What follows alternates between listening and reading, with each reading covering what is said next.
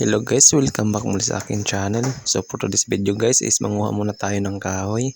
Bago ang lahat guys, no, kung di ka pa nakasubscribe sa ating channel ay subscribe mo na yan. Samahan mo na rin ng like at notification bell para update ka guys kapag may bago tayong upload na video. Maraming salamat. So ayan na nga guys, may kahoy na tayo nakuha. Galingan sa taas, nilaglag lang namin dyan. Siyempre panigurado basa yan kasi ulan-ulan. Panigurado guys, yung magluluto iiyak dahil dito kasi basa. Mamamaga yung mata sa usok at mangangala yung kamay sa kakapaypay. Pagsapit kasi ng buwan ng November at saka December guys, tag-ulan na dito sa amin yan. Kaya dapat mag-stock na ng kahoy.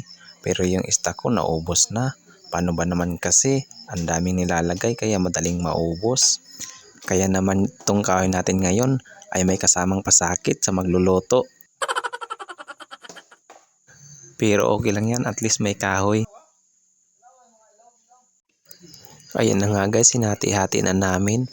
Tapos yung malaki, pinagtutulungan namin putulin para madala na rin namin. Dito namin nilalagay sa tabi ng kalsada guys kasi isasakay namin to mamaya. Ang lalaki kasi nito, hindi na namin kayang pasanin. Tapos malayo-layo pa yung baryo namin. Kaya isakay na natin. Oh, yes, Daddy.